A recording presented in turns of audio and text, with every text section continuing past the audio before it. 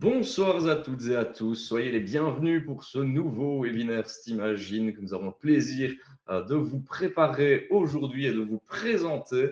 Et maintenant, j'en ai assez parlé de notre oratrice du jour.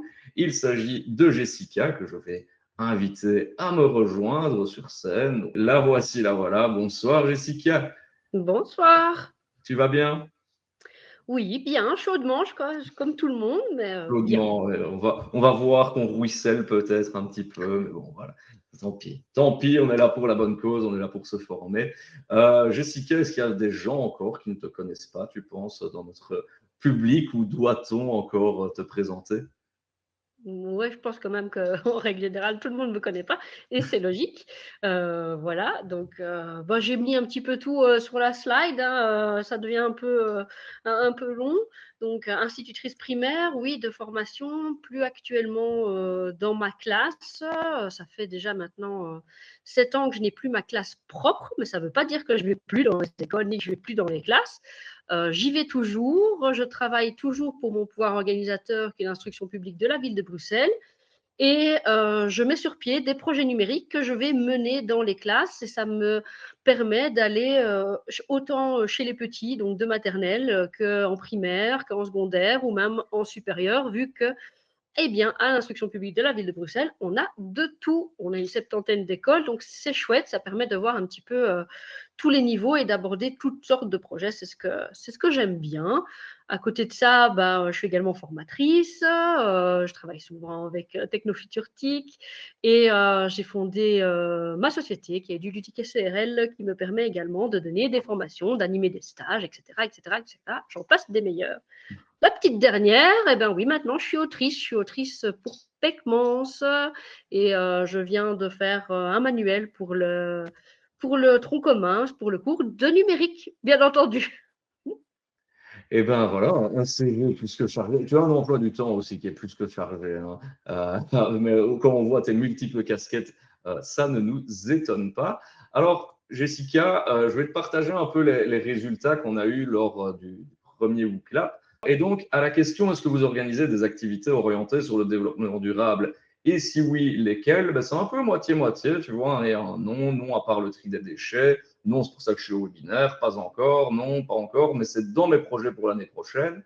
Et pour l'autre, ben, il y en a qui font des fresques de la biodiversité sur le climat, qui disent oui, plus ou moins, c'est une thématique, réflexion sur les déchets, ramasser les déchets, impact du numérique. Donc voilà, c'est un petit peu les réponses qu'on a à l'instant. Est-ce que c'est un panel de réponses qui t'étonne? Parce que ben là, on est plus vers finalement, non, on ne fait pas vraiment d'activité en tant que telle, à part deux personnes, quoi.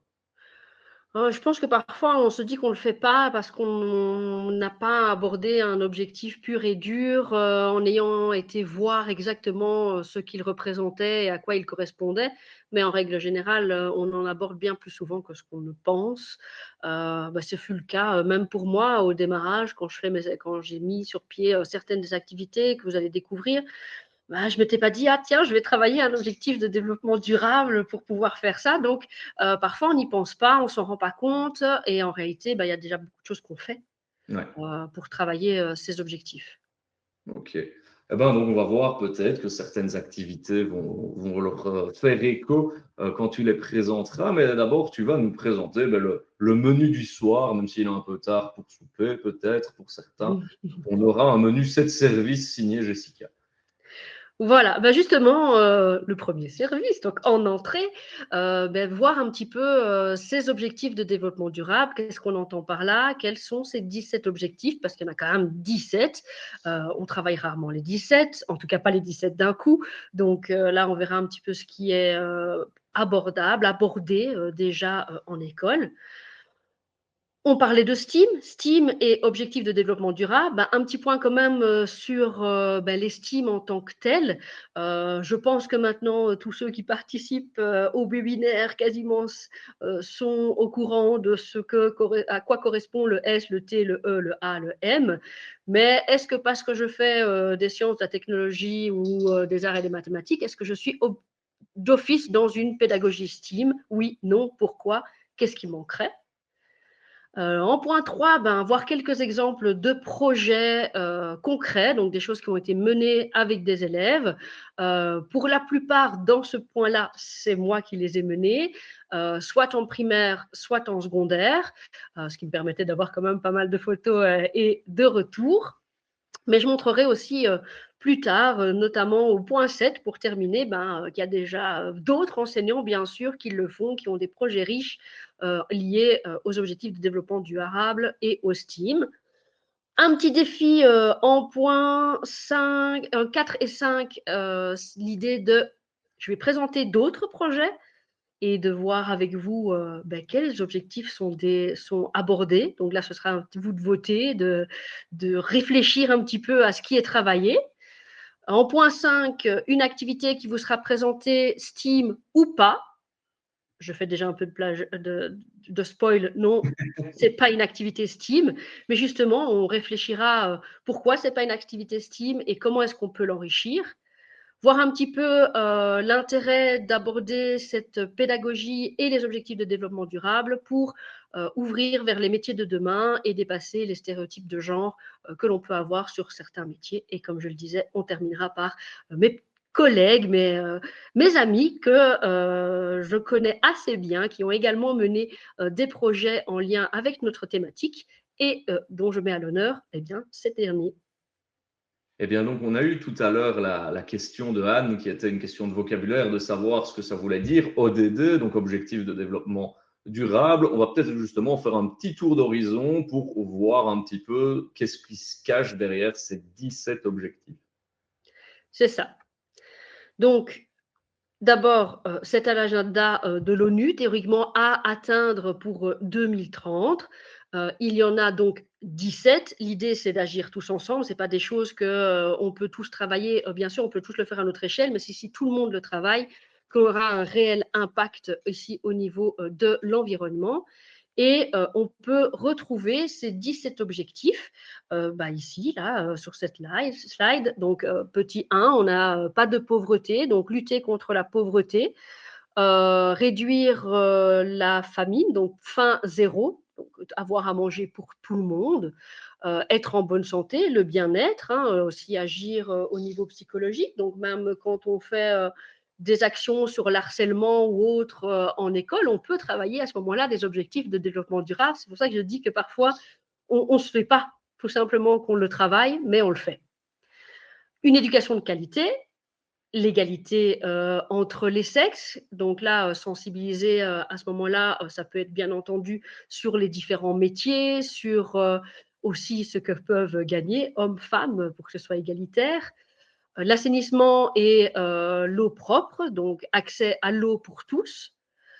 L'énergie propre dans un coût abordable, donc oui, bien entendu, on a tout ce qui est panneaux photovoltaïques, on a tout ce qui est énergie éolienne, donc on a tous ces éléments-là, mais l'idée, ce serait de le rendre le plus abordable possible pour que tous puissent s'en équiper et que ce ne soit pas réservé à un certain groupe de personnes.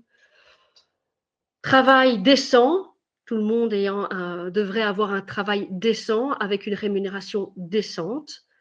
L'industrie, l'innovation, les infrastructures, une innovation dirigée vers les éléments propres, donc de nouveau, on va dire durable, quelque chose qui ne va pas polluer, qui va produire des éléments qui peuvent apporter du bénéfice au niveau des autres points de développement.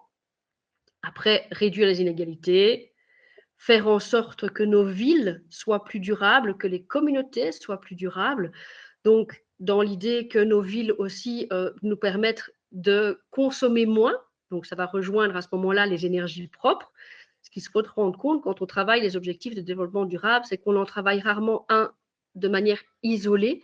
C'est souvent, si je travaille les villes et communautés durables, probablement que je vais également travailler le 6 avec l'eau propre, l'assainissement, que je vais travailler le 7 avec les énergies propres et le coût qui doit être abordable, et également probablement le 9 avec une industrialisation beaucoup plus innovante, beaucoup plus dirigée vers quelque chose de plus écologique. Donc on aura beaucoup plus d'éléments à ce niveau-là, c'est rarement un seul qui est travaillé. On peut avoir également la consommation, les productions responsables, qu'est-ce qu'on met dans notre assiette, comment est-ce que c'est produit, voire faire en sorte que ce que l'on produit n'épuise pas la planète non plus. Donc voilà, ces éléments-là.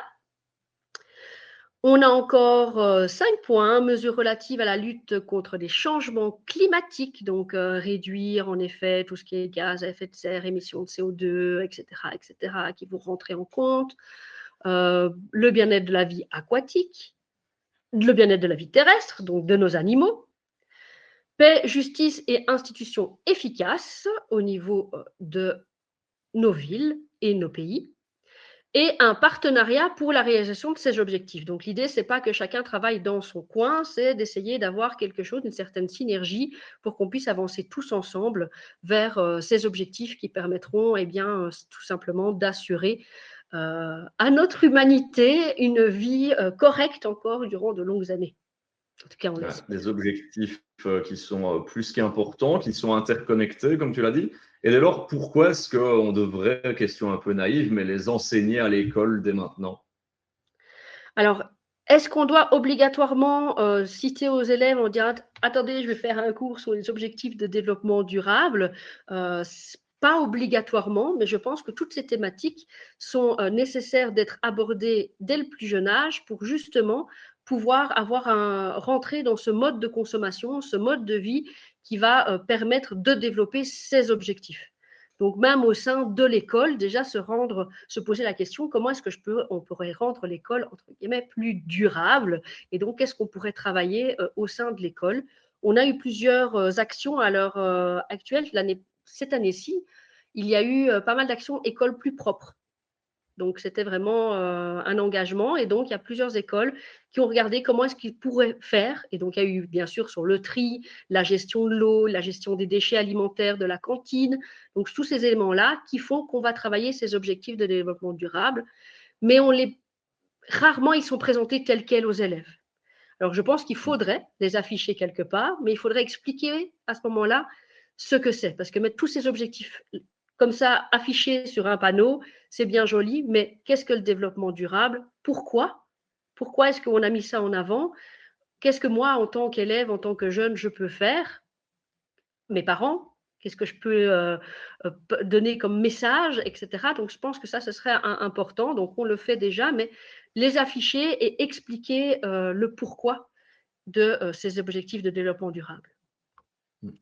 Et alors, j'anticipe aussi ta slide, c'est donc les rendre acteurs finalement. Et puis, il y a quelque chose qui va faire écho aussi à notre public, c'est ce fameux FNTTN.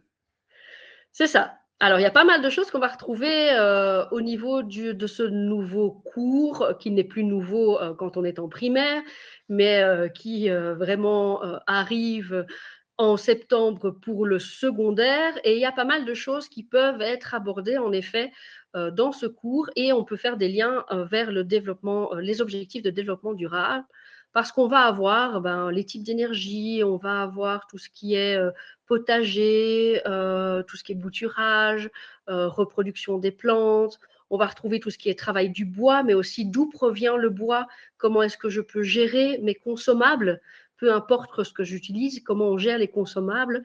On ne va pas tout jeter, ou si on a utilisé un petit morceau, qu'est-ce qu'on va en faire, etc. Donc ça fait partie du FMTT et la partie N du numérique au niveau autant primaire que secondaire pourra bien entendu être exploité pour créer des projets, pour soit des réels projets qui vont travailler un objectif de développement durable, soit pour diffuser les projets qui ont été mis en place et permettre de faire de la communication comme des petites vidéos, des podcasts ou des choses qui vont tourner autour de cette thématique et qui pourront sensibiliser à ce moment-là un plus grand nombre. L'idée également, c'est d'orienter, en faisant découvrir différentes activités, orienter les jeunes vers des filières qui sont encore peu empruntées, en tout cas en Wallonie et en région bruxelloise. Et donc, ça permet de découvrir aussi d'autres métiers, de nouveaux métiers qu'on verra dans les différents petits projets que je vous proposerai. Et alors rendre aussi simplement concret des choses. Ils entendent, surtout quand on parle chez les plus jeunes, ils entendent climat, ils entendent le fait qu'on doit protéger, qu'il faut de la biodiversité, etc. mais c'est des grands mots, c'est vaste. Qu'est-ce qu'on peut faire réellement? Qu'est-ce qu'on peut faire à notre échelle? Comment est-ce qu'on peut même aider les scientifiques? Parce que ça aussi, on a plusieurs projets, notamment avec Natagora, qui sont mis sur pied pour pouvoir répertorier les animaux de nos jardins ou autres, qui vont permettre d'avancer vers ces objectifs de développement durable et de mettre en place des solutions. Alors, ben, ici, on est dans une thématique et dans un webinaire, si t'imagines, Jessica. Donc, on va voir maintenant un petit peu comment est-ce qu'on peut lier ce fameux développement durable qui est certes très important, mais qu'est-ce qu'il vient faire dans les STEAM finalement? Tout à fait. Donc, au niveau des STEAM, ben là, je rappelle quand même les lettres, on ne sait jamais. Donc, sciences, technologie, engineering, art et mathématiques. Chaque fois, j'ai expliqué un petit peu ce qu'on retrouvait aussi, parce que j'ai souvent, quand je parle STEAM, on me dit oui, mais l'ingénierie, c'est quoi? Donc, j'ai mis en dessous conception, prototypage, faire des itérations, revenir à chaque fois sur j'ai testé quelque chose, ça ne fonctionne pas, je reviens en arrière, je reconçois, etc.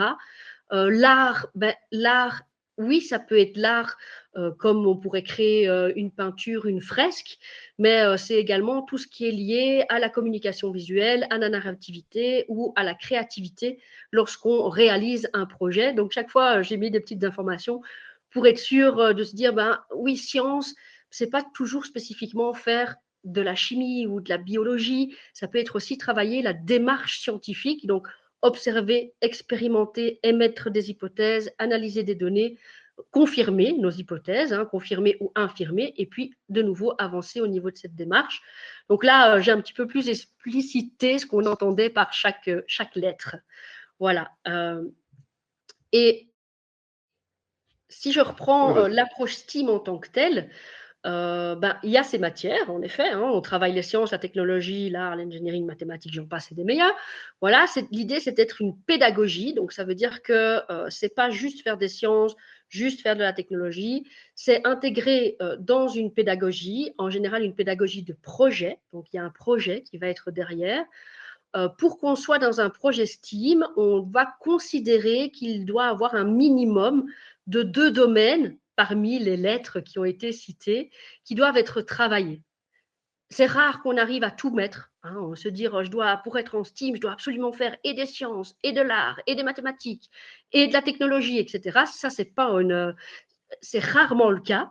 Mais par contre, on va considérer qu'on rentre dans un projet STEAM à partir du moment où on a au moins deux de ces matières qui vont être abordées. Il nous faut d'autres points pour se dire qu'on fait quelque chose dans la pédagogie STEAM.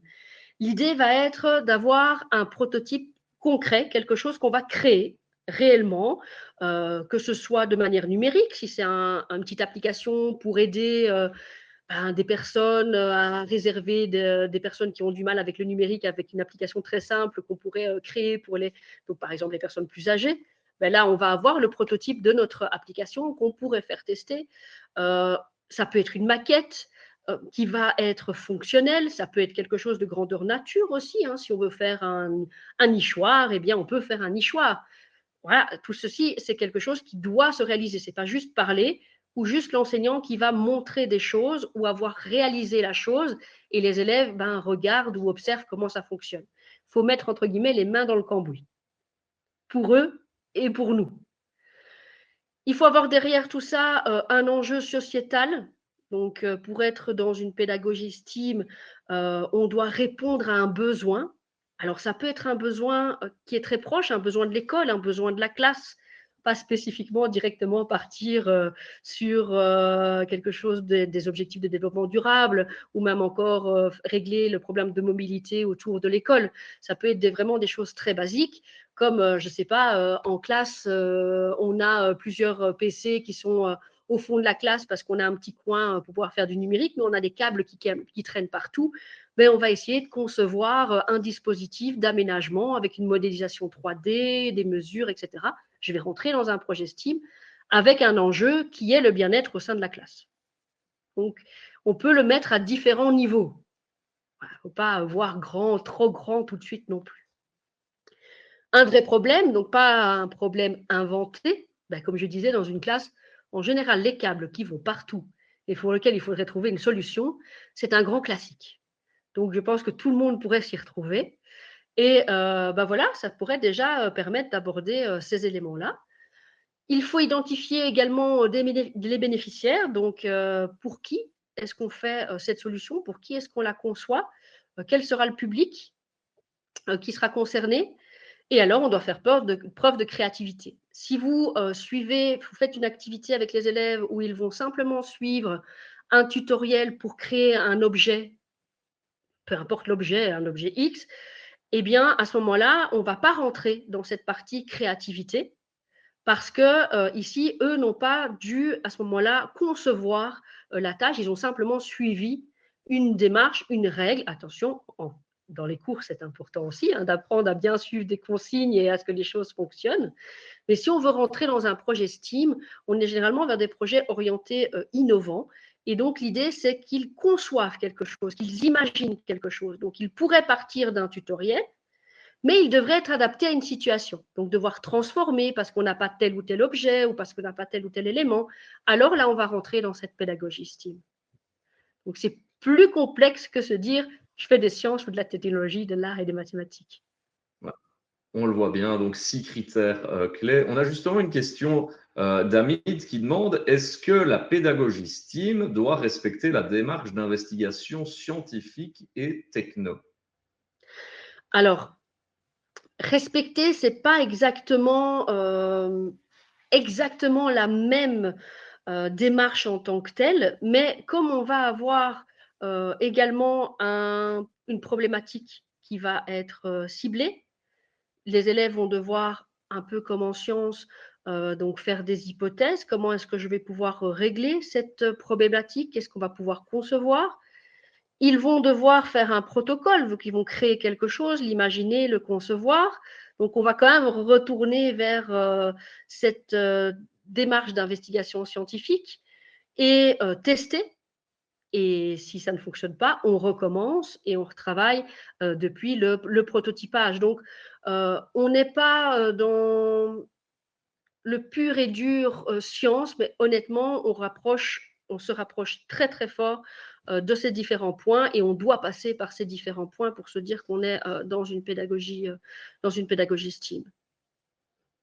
Alors, n'hésitez pas à poser vos questions comme Hamid l'a fait, parce que c'est maintenant une partie où c'est nous qui allons vous poser plusieurs questions. Jessica va vous proposer différents projets et vous devrez nous dire quels sont les objectifs, donc l'infographie des 17 objectifs que nous avons vus au début de ce webinaire qui sont travaillés dans ces projets. C'est ça. Donc l'idée là, comme je vous l'avais dit, c'est de vous proposer des activités, donc quelques activités qui ont été réellement menées, donc avec des élèves. Et par rapport à ces activités, arriver à cerner quels sont les objectifs qui ont été travaillés. Déjà, un petit spoiler alerte, il n'y en a pas qu'un. En règle générale, on peut cliquer sur plusieurs. Comme j'ai dit, c'est très rare qu'il y en ait un qui soit abordé de manière isolée. Alors, on a parlé justement, vous m'avez dit, on a fait le tri des déchets.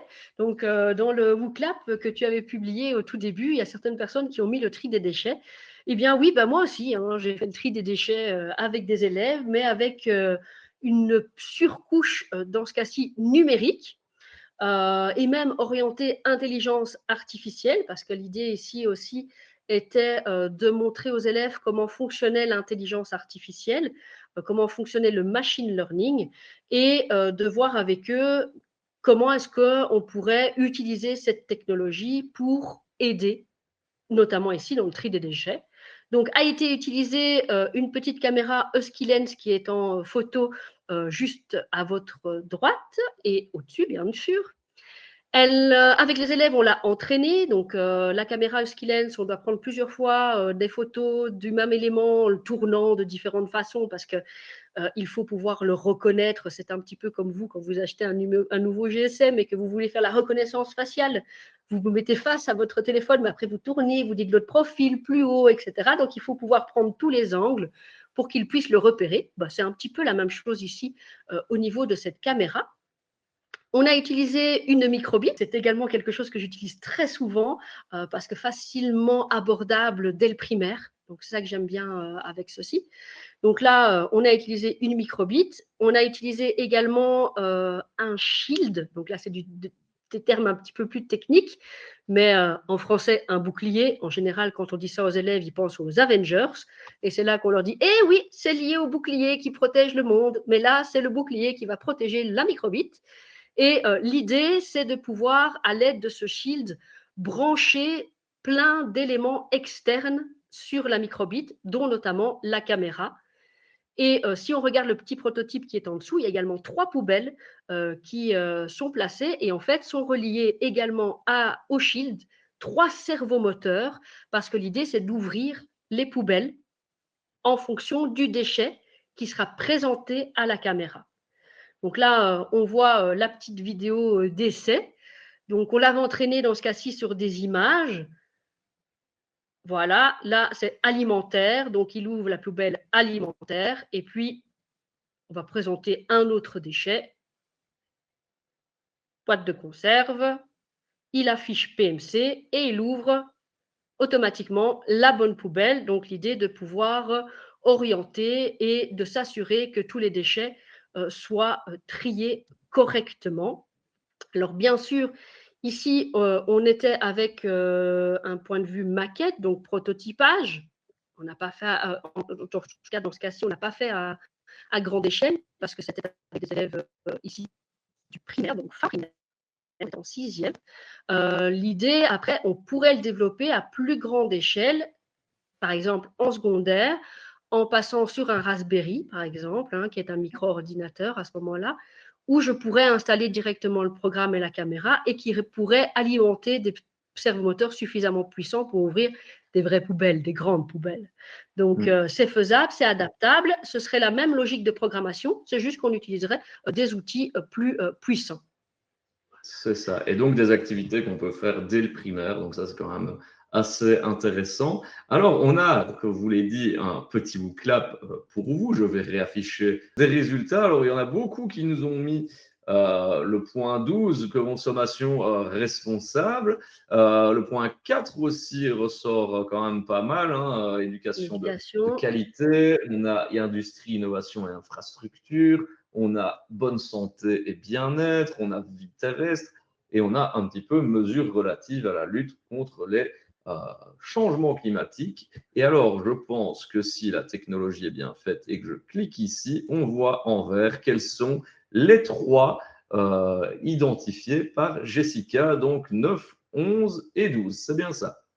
Oui, principalement. Attention, les autres, je trouve qu'ils sont tout à fait corrects également. En effet, on va avoir des mesures relatives pour la protection du climat, puisqu'il faut trier sur déchets, limiter ses déchets. Mais voilà, j'avais ciblé ces 3-là, industrie et innovation. Oui, avec l'idée d'avoir un prototype avec l'IA qui est au service de ce développement durable, de cet objectif qui va permettre de trier. Il y a encore beaucoup de personnes qui, à l'heure actuelle, se retrouvent face à un déchet en se disant, je dois le mettre dans quelle poubelle? Et puis, comme ils ne savent pas, ils mettent au hasard.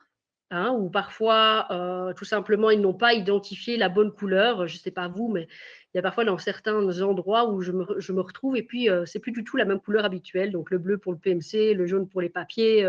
En tout cas, chez moi, c'est comme ça. Puis, je me retrouve ailleurs, ce n'est pas ça. Et donc, ça peut aider à ce niveau-là également. Oui, aller vers une ville durable, une ville qui va gérer ses déchets, qui va permettre de récupérer toute une partie de ces déchets, une consommation responsable, se rendre compte de ce qu'on consomme.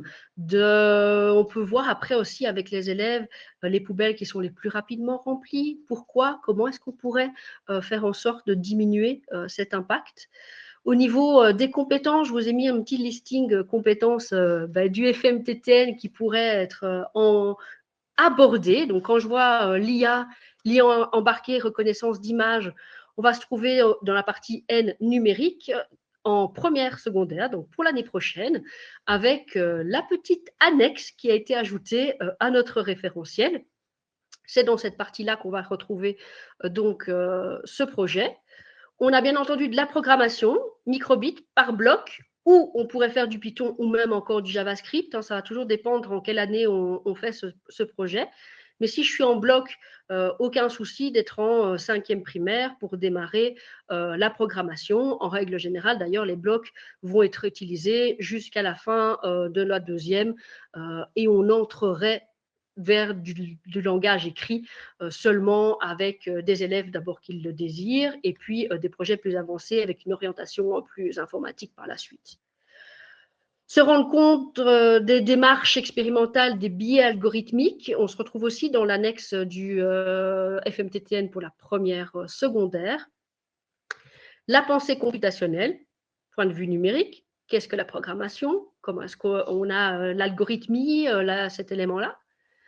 Travail du bois, du métal, ça va dépendre, bien entendu, avec quel objet on conçoit notre prototype, mais ça veut dire qu'on peut se retrouver dans toutes les années dans la partie FMTT. Il y a certaines années où on va plutôt avoir le bois qui va être mis en avant avec les outils du travail du bois, où on va avoir des années où ce sera plutôt tout ce qui est métaux, dont notamment, si je prends la première secondaire, c'est plutôt du côté FMTT, on va demander de travailler le bois, le métal. Et donc, on pourrait très bien concevoir une petite poubelle à partir de boîtes de conserve pour les marteler, etc. Donc, ça pourrait rentrer dans cette optique-là. Travailler le circuit électrique. Là, on a aussi, autant en primaire qu'en secondaire, on va s'y retrouver. Et oui, il faut câbler tous ces éléments-là, que ce soit le servomoteur, que ce soit le skilens. Il va chaque fois avoir dessus, eh bien oui, il y a un côté positif, un côté négatif. Il faut regarder le sens du courant, il faut voir comment est-ce qu'on va les placer. Il faut regarder le voltage. Il y a des éléments qui vont avoir besoin de 5 volts, d'autres qui vont avoir besoin de 3 volts. Donc ça, c'est tous des éléments sur lesquels on peut travailler de nouveau à son niveau avec les élèves. En primaire, je vais faire le circuit simple. Par contre, en secondaire, tout ce qui est voltage, gestion, circuit en parallèle, etc., ça va m'intéresser. Donc, de nouveau, on peut vraiment adapter ce petit projet-là à tous les niveaux. Après, je vous ai mis aussi un petit encart pour des métiers. Ben oui, des métiers qui pourraient à ce moment-là être abordés. C'est quelque chose qu'on ne fait pas assez souvent avec nos élèves quand on crée des projets. On ne fait pas de lien avec le monde industriel. Ben, tiens, ces projets, ça rentre dans quoi? Tu as bien aimé faire ça? Si tu aimes bien faire ça, qu'est-ce que tu pourrais faire? Qu'est-ce qu'il y aurait comme métier là derrière? Et donc, l'idée ici, c'était de faire un petit listing à chaque fois dans chaque projet. Ben oui, ingénieur en IA, machine learning, responsable de tri ou valorisation des déchets. Parce que quand on récupère des déchets, ben, on peut les valoriser, les recycler, en faire d'autres produits. Voir tout ce qui est économie circulaire, technicien en système embarqué. Donc, les systèmes embarqués, ben, tout ce qui est système IA avec notre petite domotique. Analyser les données qu'on pourrait récolter avec la quantité de nos poubelles, ou en tout cas la poubelle qui est le plus souvent remplie, ou encore être un consultant en transition écologique pour aller justement parler de ces types de projets et sensibiliser les gens à leur utilité. Donc on voit que ça peut être vaste. Je parle beaucoup. Effectivement, beaucoup de projets, de métiers aussi qui sont liés. On a une question de Hamid à nouveau qui demande est-ce que ce type de projet, justement, il entre dans le cadre de l'éducation au développement durable EDD? Est-ce que ça te parle? Alors, il va rentrer dans l'éducation au développement durable parce que justement, on est dans un projet ici orienté tri des déchets et on va pouvoir conscientiser donc les élèves à l'importance de ces déchets, de la quantité de déchets qu'on produit, comment est-ce qu'on peut les recycler, comment est-ce qu'on peut faire en sorte également de réduire cette quantité de déchets. Donc celui-ci, on va clairement rentrer dans ce cours-là. Merci beaucoup pour cette réponse. Et alors, on a un deuxième petit projet à vous présenter qui est la serre connectée. Alors, deuxième petit projet, de nouveau ici dans le plan bidouillage, parce que parfois on fait avec les élèves où on se dit oh, j'ai pas tout le matériel ou j'arrive pas à tout concevoir, mais on peut faire quelque chose de relativement avec des systèmes D, je vais dire, ce qu'on va récupérer pour pouvoir assembler les choses. D'ailleurs, je l'ai encore juste là parce que c'était une qu'on a ramenée avec les élèves. Et on était parti d'une problématique dans ce cas-ci, qui était comment la plante de la classe va-t-elle survivre aux vacances d'été alors que personne ne va l'arroser? pauvre, seule, malheureuse en classe. Donc l'idée, c'était de voir un petit peu comment on pourrait faire en sorte que quand on reviendra en septembre, eh bien, nos plantes soient toujours vivantes. C'était également un projet de base qui a été mené avec une 6e primaire et qui a été ensuite continué avec une première secondaire dans une école où les deux se trouvent sur le même site. Donc c'est parfois plus facile de faire de l'un pendant à l'autre. Donc l'idée ici, on s'est demandé qu'est-ce qu'on a besoin pour pouvoir arroser cette plante de manière autonome quand quelqu'un n'est pas là. Il fallait bien entendu quelque chose qui peut pomper de l'eau, un système qui va pomper de l'eau et qui va l'amener jusqu'à la plante. Mais il faut aussi se dire qu'on ne va pas noyer cette pauvre plante, parce que si on la noie, c'est la même chose. En septembre, on revient, il n'y en a plus. Donc, il fallait utiliser un capteur. Donc là, l'idée, ça a été de découvrir ce qu'étaient les capteurs. Et on est parti sur un capteur d'humidité, d'abord un maison. Pourquoi je dis maison? Parce que simplement avec 2 clous et une microbite encore, mais on peut faire ça avec une Arduino, avec plein d'autres choses. Hein. Mais là, c'était aussi la microbite de nouveau pour son côté facile d'accès. Et en fait, l'idée, quand on veut mesurer l'humidité du sol, en tout cas la présence d'eau dans le sol, si je plante 2 clous, suffisamment grands, parce que l'idée, c'est d'aller voir quand même au fond, aux racines, s'il y a de l'eau ou pas. On va les prendre en fer, on va les relier à la carte, un sur le côté négatif, l'autre sur une pile positive, et en fait, on va simplement mesurer si le courant passe correctement ou pas. Si le courant passe correctement, ça veut dire qu'il y a suffisamment, en tout cas qu'il y a de l'eau. Si le courant ne passe pas bien, eh bien, c'est que nous n'avons pas assez d'eau dans ce cas-ci, et donc il va falloir arroser la plante. Ça, c'est vraiment le système de capteur d'humidité, bidouillage, système D, le plus simple à faire, c'est avec ces 2 clous. Après, on peut s'orienter vers des choses qui sont plus précises, mais c'est déjà très bien pour tester avec des élèves. Et voilà, moi j'avais fait le test avec eux, on avait pris un pot avec une terre très sèche, un pot avec une terre humide, un pot avec notre plante qui était en pleine santé, et on avait fait nos mesures. Donc là, on voit le côté science, le côté maths, parce qu'ils ont fait des tableaux pour se dire de là, au point de vue graphique, de là à là, la plante n'a pas besoin d'eau, tandis que cette partie-là, c'est beaucoup trop humide, là, c'est moins. Donc, vraiment, cette possibilité de faire de la collecte, de l'analyse de données. Après, on a fait cette première partie, et puis, pourquoi s'arrêter là, à cette petite plante? Elle aurait peut-être besoin aussi d'avoir plus de lumière ou d'avoir plus chaud, c'est aussi possible parce que, bon, en été, pour le moment, chez nous, ça serait peut-être plutôt l'inverse, avoir moins chaud. Et donc, on a mis en place un dispositif. Par exemple, il y a une ouverture automatique au-dessus sur cette petite serre. Donc, quand il fait trop chaud à l'intérieur, le petit élément jaune que vous voyez en haut à droite pivote et ça permet d'ouvrir les 2 côtés de la serre et donc d'aérer. Il y a un ruban LED autour qui permet d'apporter une luminosité suffisante à la plante. Et ça, c'était des éléments qu'ils avaient dû aussi faire comme recherche sur les besoins des plantes. Qu'est-ce qu'une plante a besoin pour grandir, s'épanouir?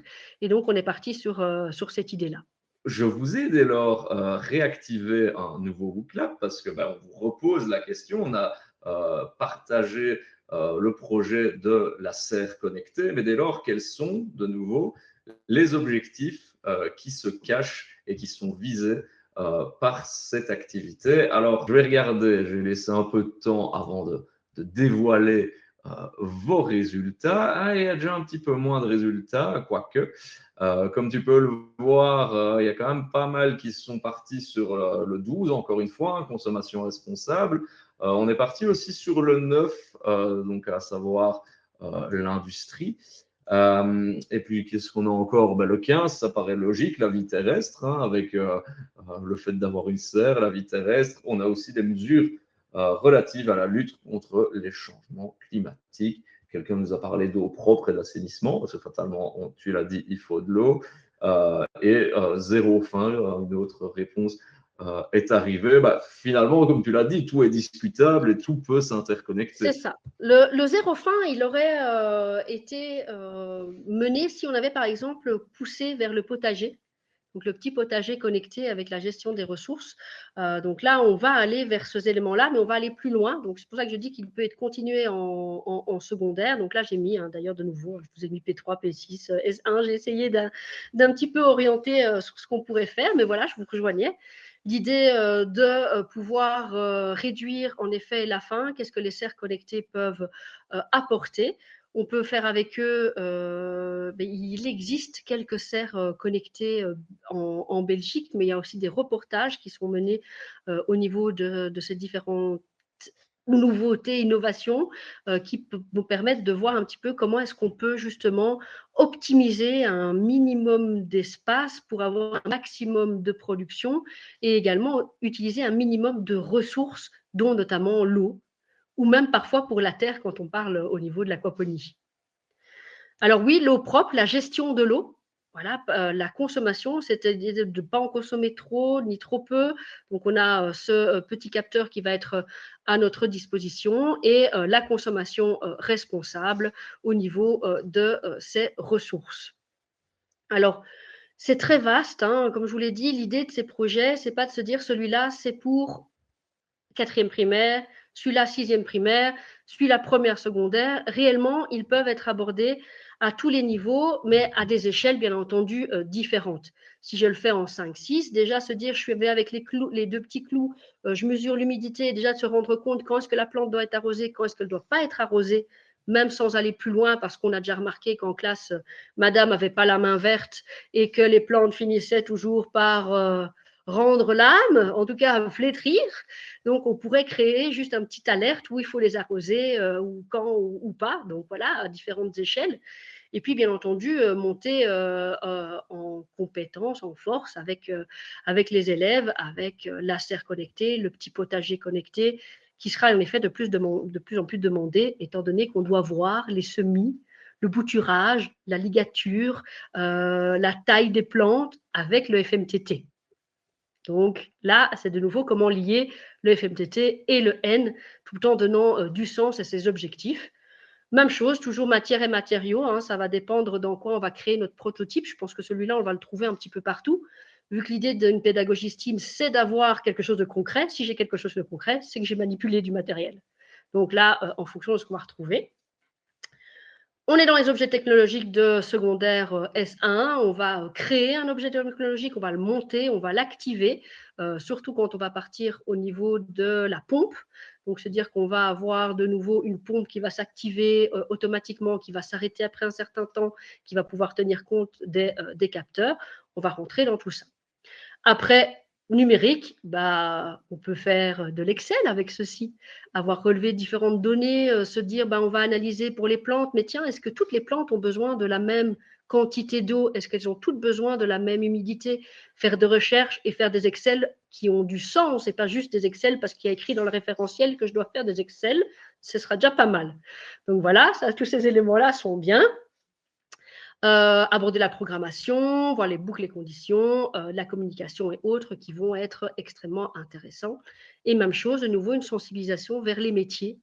Voilà, être ingénieur en agronomie ou bio-ingénieur, je ne les ai pas mis, mais c'est le même principe.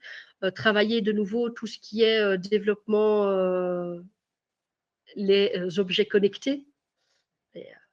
IT, être sur des pédagogies durables, donc il y a un peu de tout. Donc, ce sont des éléments sur lesquels on parle peu.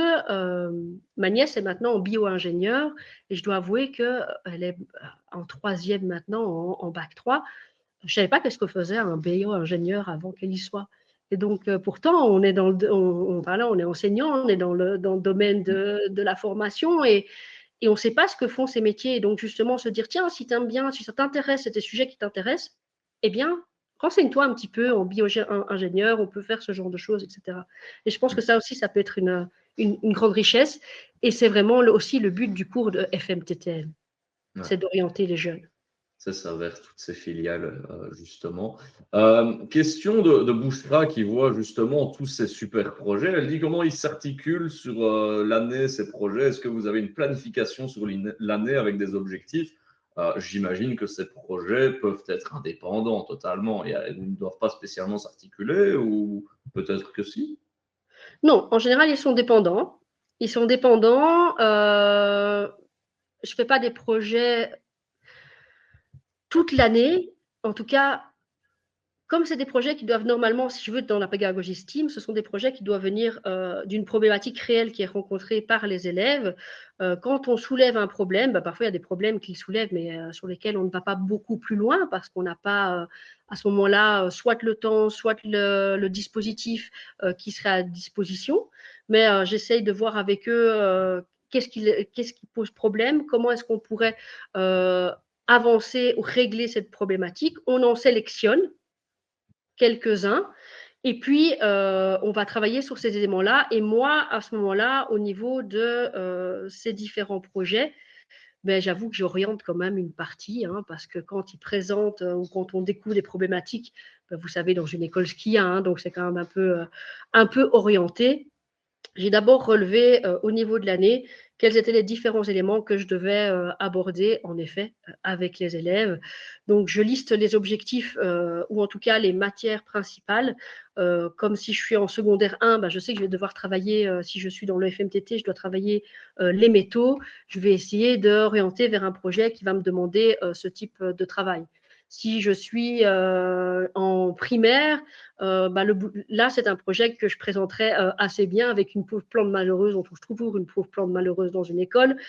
C'est quelque chose sur lequel on peut arriver parce qu'on sait qu'on doit travailler la plante, l'évolution, la nutritive, tout ce qui est nutrition au niveau des espèces végétales, etc. Donc, ce n'est pas clairement défini à l'avance.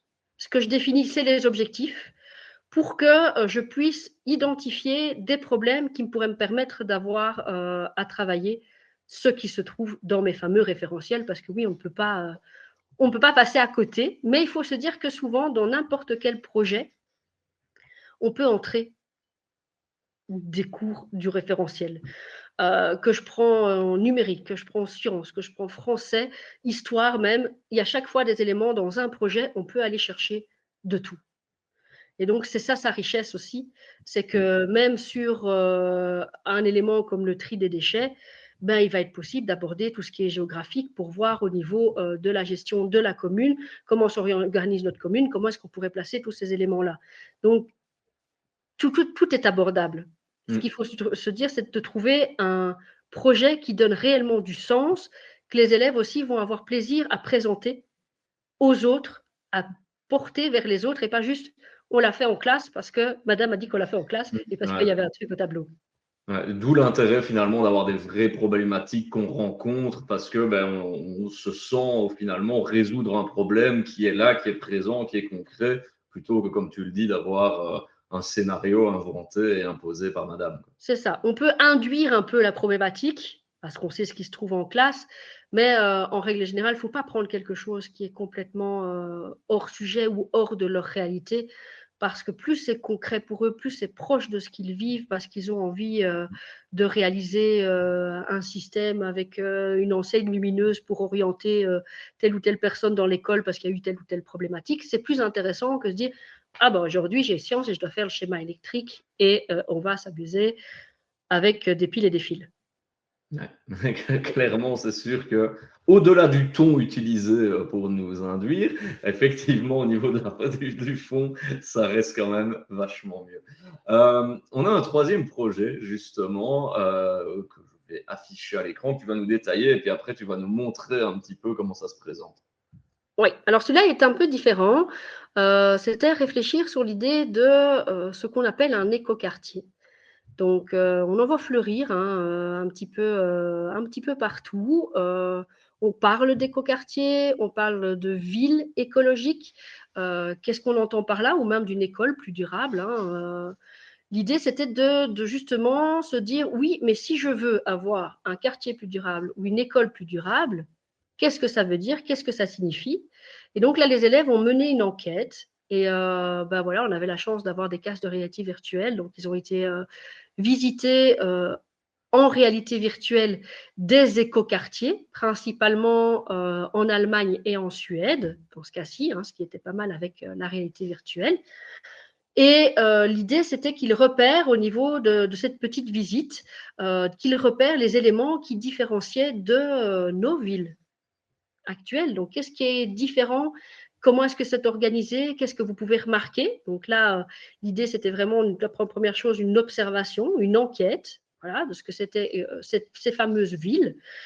Puis, l'idée a été de se dire, si je devais imaginer ma ville, donc l'aménagement d'une ville idéale, en prenant tout ce que j'ai vu dans les éléments qu'on a visités, comment est-ce que je pourrais la présenter? Et donc là, les élèves ont réalisé un plan. Il y a une des photos qui reprennent un plan d'élèves. Donc là, ils ont dû voir d'abord faire le plan, faire une légende. Donc là, on voit bien les plans, les points en géographie. Donc comment est-ce qu'on allait organiser les choses, le pourquoi. Pourquoi est-ce qu'on va installer il y a une rivière qui coule par là, je vais plutôt installer avec un système de barrage, ou est-ce que je vais mettre plutôt du solaire, ou est-ce que je vais mettre de l'éolienne, à quel endroit est-ce qu'on va mettre des bus, est-ce qu'on va plutôt mettre des routes, parce qu'au départ, quand on demande à des élèves, ou en tout cas des jeunes, de construire des villes, la première chose qu'ils mettent, ce sont des routes.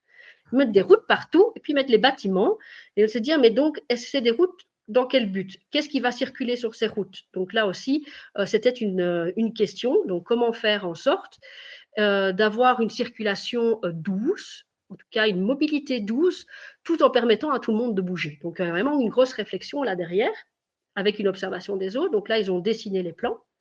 Et puis, on est parti dans de la modélisation 3D pour pouvoir après faire une visite virtuelle de leur ville qu'ils pourraient donc présenter, soit à une autre classe, soit en tout cas aux parents même, parce que c'est très intéressant.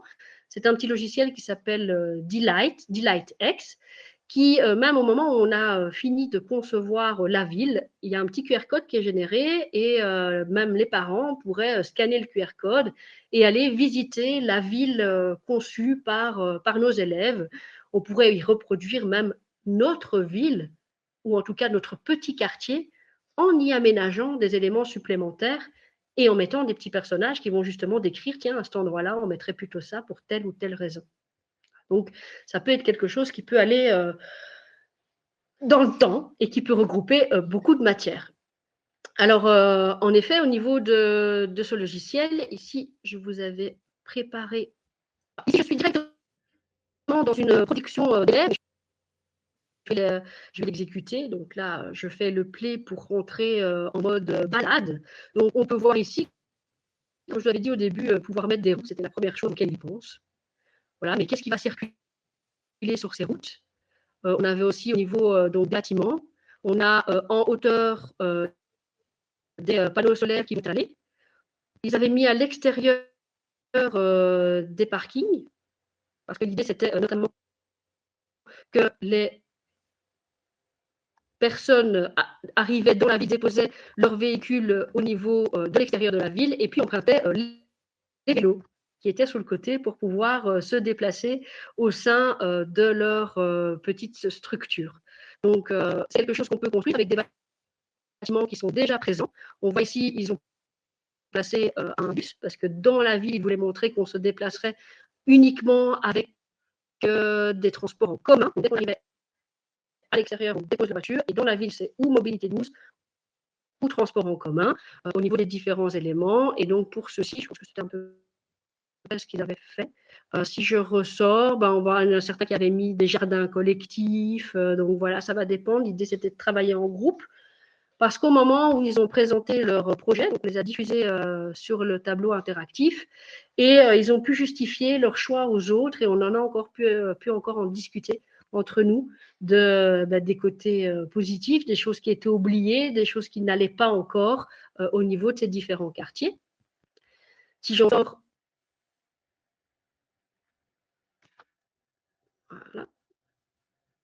voilà, on voit ici, Alors, DelightX, version Edu, c'est une plateforme qu'on peut utiliser avec sa version gratuite. Il faut juste savoir que quand on utilise sa version gratuite, on ne pourra pas insérer 2000 bâtiments. On peut faire un petit quartier. Donc, on a une limite dans le nombre d'objets qu'on va insérer, mais on peut déjà construire un quartier avec les élèves ou s'imaginer à quoi pourrait ressembler l'école idéale ou la cour idéale pour qu'elle soit éco-responsable. On peut créer ses classes dans DelightX. Donc là, moi ici, oui, j'avais ma classe Technovateur dans lequel on va retrouver les groupes d'élèves. Donc, ils étaient par deux. Et chaque fois, ils peuvent, au niveau de ces groupes, je peux cliquer sur un, je vais retrouver les différents projets qu'ils ont menés. Et il faut également savoir que quand on fait ce type de travail dans DelightX, si après j'ajoute des personnages ou des objets et que je veux rajouter du mouvement ou de l'interaction, eh bien, je vais avoir du code. Donc, de nouveau, je vais revenir avec ma programmation qui peut être abordée là-dedans, assez basique parce qu'on est comme sur du Scratch avec des blocs, comme sur la microbit. Donc, on va avoir ici du langage par bloc pour programmer les interactions dans notre petit monde. Et donc, on peut créer un petit monde interactif avec une visite guidée avec des petits personnages qui pourraient nous montrer, ben voilà, là, il y aurait telle maison avec tel ou tel élément. Donc, ça peut être vraiment très, très riche tout en restant dans la version gratuite. Ouais, donc une chouette application DelightX qui consomme quand même pas mal de bandes passantes. Hein. J'ai prévenu notre public parce que fatalement, on a perdu un petit peu ta connexion et le son est un peu saccadé. Mais on Ah a ouais, vu je en suis tout cas. désolée. Oui, c'était le risque à prendre, mais je pense qu'il en valait la peine. Et comme ça, au moins, vous avez visualisé tout ce que l'on pouvait faire dans ces fameux écoquartiers grâce à DelightX. Et dès lors, on vous propose toujours notre petit exercice, à savoir quels sont les objectifs qui peuvent se cacher dans les 17 objectifs de développement durable via cette activité. À chaque fois, il y a 3 réponses qui ont été ciblées par Jessica. On va aller voir un petit peu qu'est-ce qui est arrivé maintenant dans notre onglet MOOClap. Alors, évidemment, ville et communauté durable arrive en tête du sondage. Hein. Ça, c'est assez logique finalement. Industrie, innovation et infrastructure un petit peu, mais surtout énergie propre et d'un coût abordable. Et la troisième, c'est bonne santé et bien-être. Quelques personnes ont aussi mis consommation et production responsable. Et si je clique ici, on verra ce que tu avais choisi, Jessica. Et donc, la majorité était vraiment sur ceux que tu nous avais identifiés, en tout cas. Ouais, comme je rappelle, tout est bon. Hein. Tout Tout ce est qui a bon, été voté est évidemment. bon. Voilà, c'était pour en sélectionner une partie. Mais en effet, tout est correct. Il faudra de l'innovation pour créer ce genre d'éléments. Donc, on va en retrouver énormément dans ces objectifs de développement durable par rapport à ce type de projet. Juste pour ce projet, si vous n'avez pas de casque virtuel, ce qui est souvent courant quand même à l'école, on peut quand même mener ces actions avec la possibilité d'aller via Google Earth et visiter les différents quartiers avec soit une tablette, soit même tout le monde au niveau le TVI, on projette et on passe de rue en rue. C'est également faisable. Donc, c'est pas limité parce qu'on n'a pas de casque VR. C'est ça. Ben voilà, là j'ai refait de nouveau hein, le petit listing avec un petit nouveau ici représenté en 2D, en 3D, un objet technologique. Là on va retrouver ça en sixième mais également en secondaire où on va avoir de la 3D, de la modélisation 3D, toujours du numérique, on est clairement de la production de contenu. On peut, entre les deux, produire également une maquette réelle en papier. Hein. On peut faire également cette partie-ci, donc avoir les 3 dimensions, avoir la partie observation, la partie je crée, je modélise en vrai, où je peux manipuler, et je mets après en 3D avec de la texture, avec des visites et avec des petits personnages. Donc plein de choses sont réalisables. Et même chose, les métiers qui pourraient être associés, des urbanistes, hein, voir oui, qu'est-ce qu'il fait l'urbaniste, le paysagiste, l'architecte paysagiste, quel est son rôle, des chargés de mission de développement durable, ce sont des métiers qu'on entend très peu, mais ça existe. Qu'est-ce qu'ils font tout ce qui est ingénierie en éco-construction, on a de plus en plus de bâtiments dits passifs, Que veut dire un bâtiment passif? C'est quoi de l'éco-construction? Quels sont les types d'éléments vers lesquels on peut se diriger? Et donc, c'est toujours des choses sur lesquelles on peut aussi montrer aux élèves des métiers, même de développeurs de mondes virtuels. Il y en a peut-être certains qui vont adorer pouvoir créer Ouais. une immersion, un monde immersif dans lequel on peut plonger les gens avec des petites histoires. Voilà, ça peut ouvrir des portes, pousser des portes sur des métiers.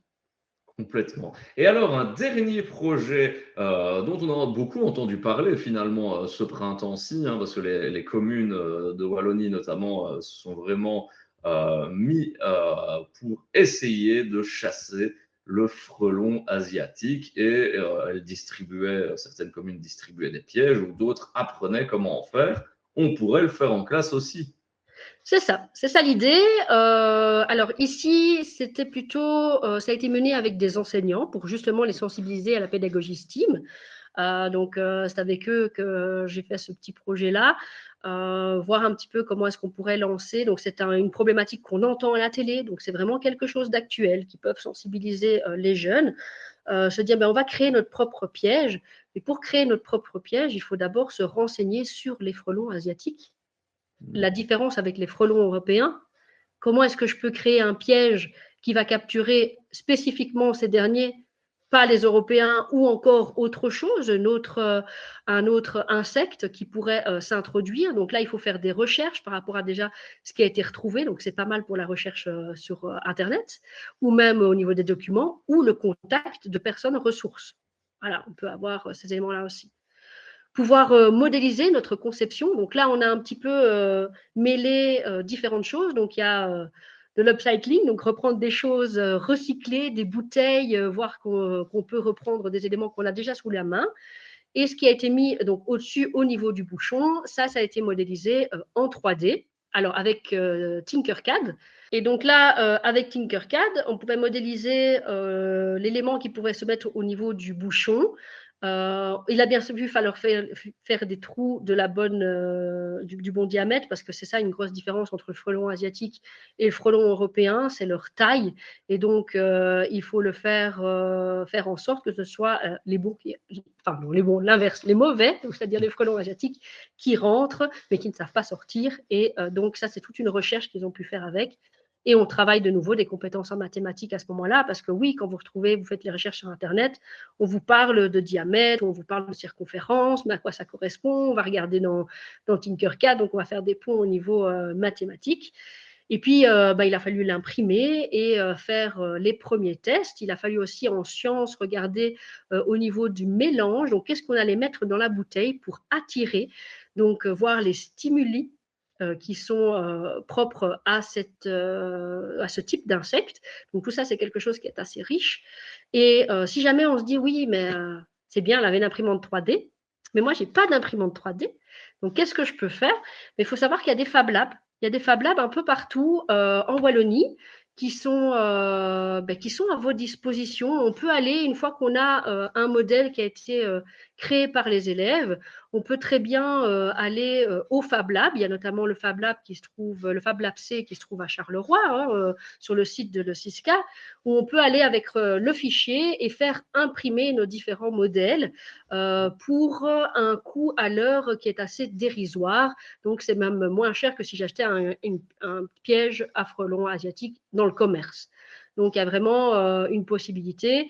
Vous n'avez pas d'imprimante 3D, c'est pas grave, il y a des ressources, on peut faire imprimer par ces fameux Fab Labs.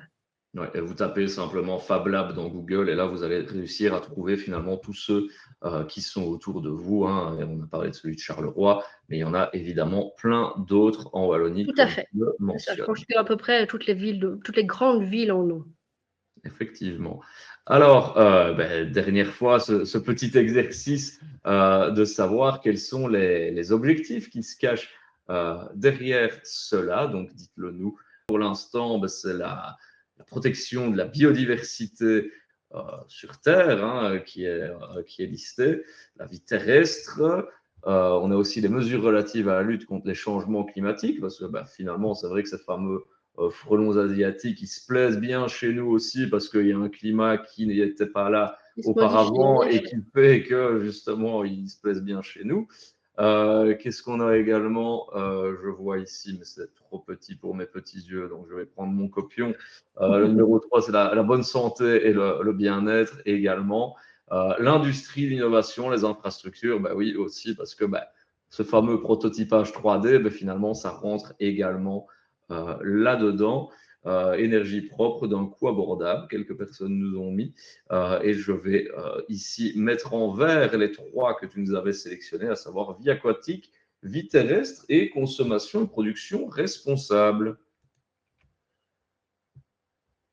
En effet. Bah, fallait bien en sélectionner 3, hein, sinon je pouvais toutes les lister sur la fiche.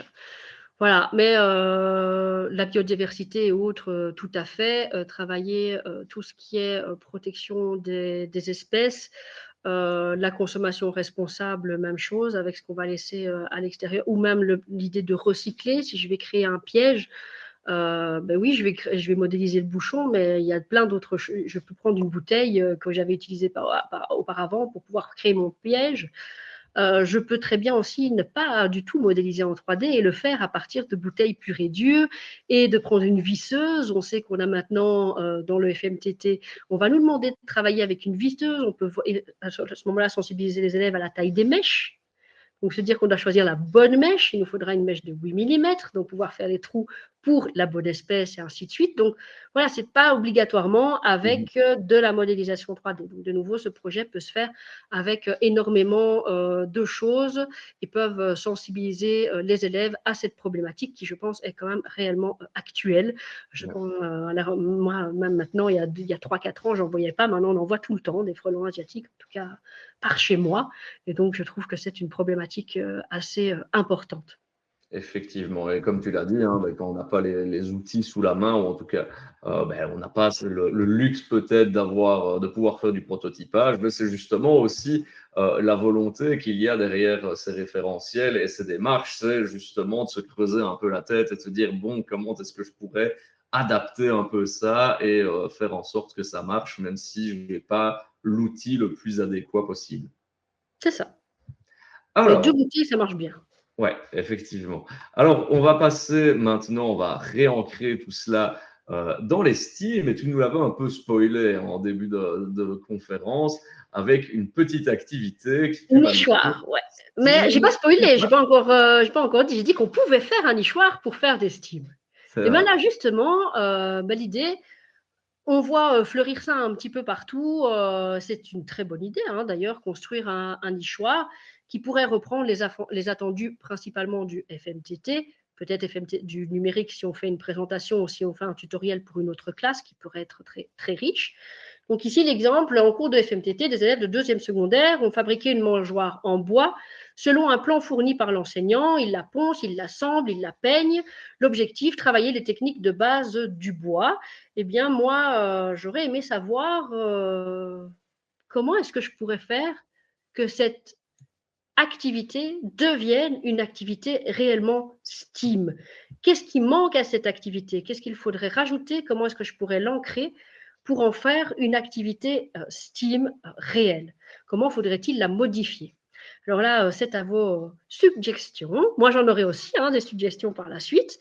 Mais donc, comment on crée cette activité qui est très riche et qui est relativement faisable à l'école et qui, en plus, peut donner du sens parce que c'est encore très chouette pour les élèves de repartir avec leur mangeoire. Ah, j'ai toujours la mienne d'il y a 15 bonnes années, je pense, et le reste qu'on avait fait. Donc, toujours assez utile hein, dans le cours de PT. Mais dès lors, oui, là, ici, on fait appel à votre mémoire parce qu'en début de webinaire, on vous avait aussi donné les critères justement pour qu'une activité soit STEAM. Hein. Donc, il faut réfléchir et se souvenir de cette petite slide qu'on avait en début de webinaire qui vous disait qu'est-ce qu'il fallait réunir pour avoir vraiment une activité STEAM et pas dire justement on fait des maths ou des sciences parce qu'il faut faire des maths ou des sciences. Alors, Même on si on peut le a... faire aussi, tout ne doit pas toujours être STEAM. Hein. Oui, oui, bien sûr, bien sûr. Mais là, c'est la Voilà. question. Voilà. Et je raccroche à l'élément qu'on avait vu tout à l'heure. On va lire vos réponses qui arrivent au fur et à mesure. Ben, quelqu'un nous dit faire des liens avec le cours de sciences. D'autres nous disent carte microbit avec capteur de mouvement et caméra pour observer les oiseaux et leurs activités. Ne pas donner le plan, mais faire la recherche du type de nichoir selon l'espèce présente ou nécessaire dans nos jardins.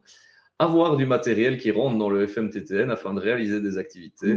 Fixer le ou les objectifs. Ce qui est bien, c'est que on voit que les projets que tu as donnés tout à l'heure inspirent aux réponses ici, j'ai l'impression. Oui. Ouais, j'aime bien, j'aime bien. Inciter les élèves à poser la problématique suite à une observation. Les élèves doivent se documenter pour établir le meilleur plan de nichoir selon l'espèce.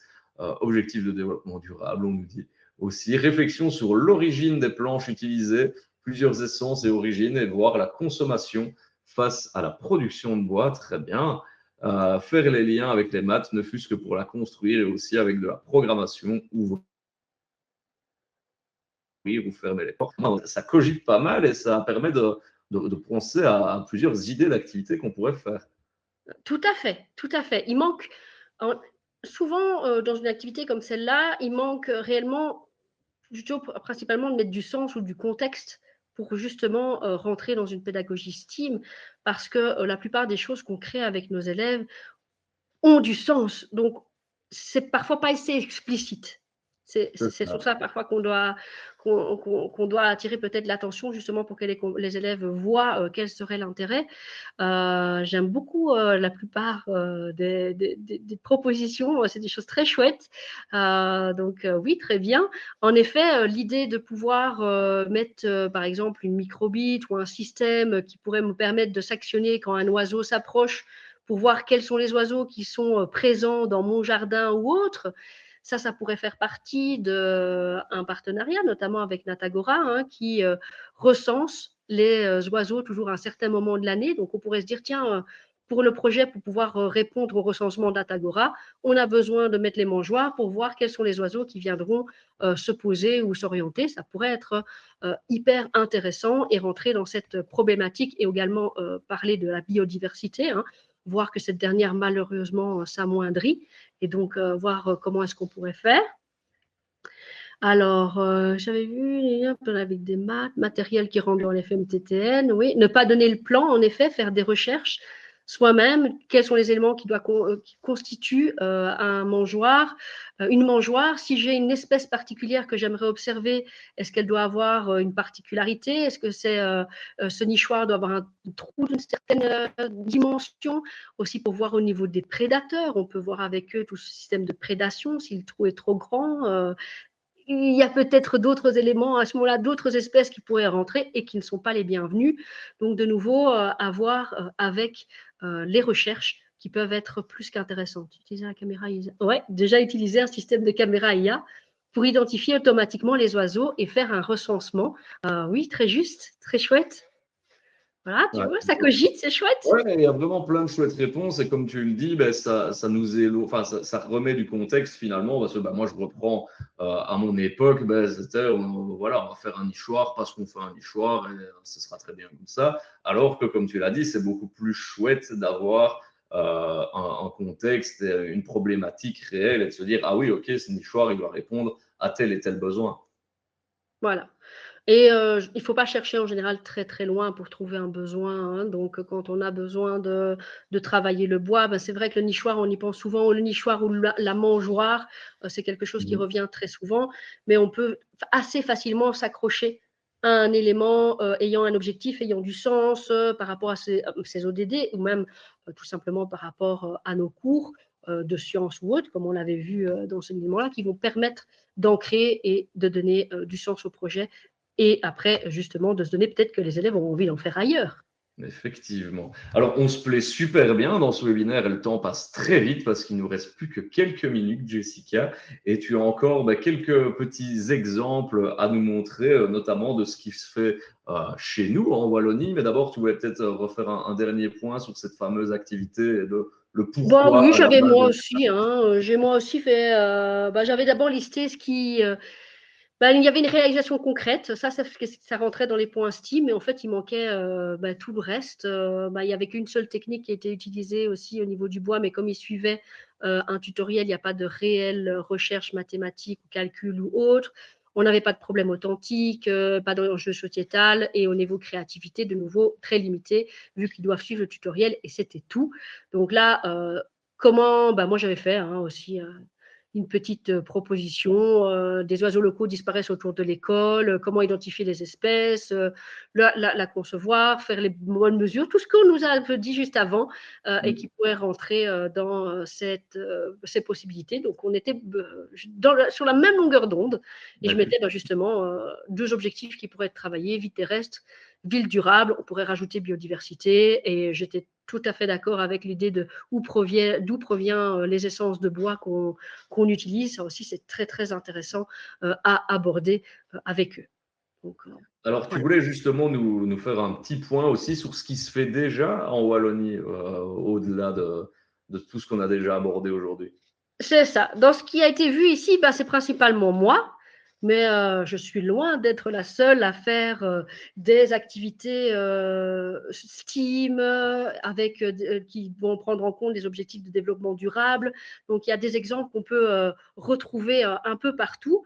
Ici, j'en avais sélectionné 2 parce que simplement, je les connais.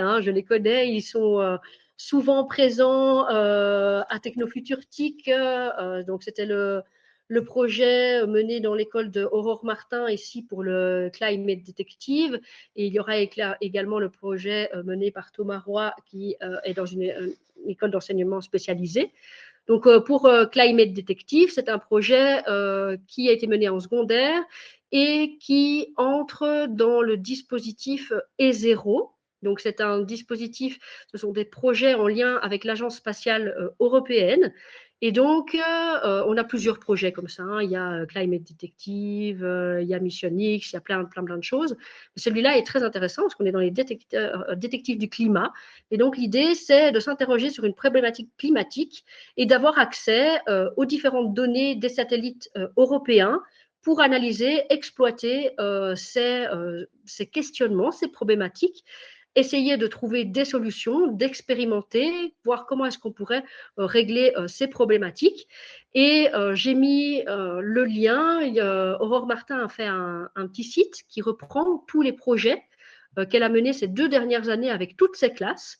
Et donc, à chaque fois, dans les classes, on va retrouver quelle problématique a été sélectionnée. C'est la petite image que j'ai mis en dessous. J'avais mis un exemple avec première G, deuxième, etc.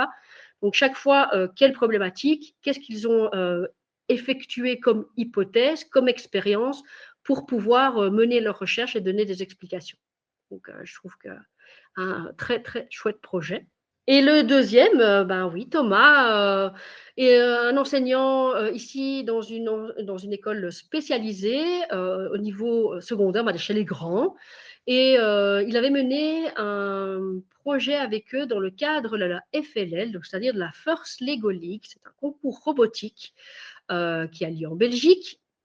Et durant ce concours, on a toujours une problématique scientifique à travailler. Dans ce cadre-là, c'était les océans. Et donc, au niveau de cette problématique, ils ont identifié la disparition, en tout cas la mort ou la maladie des différents coraux.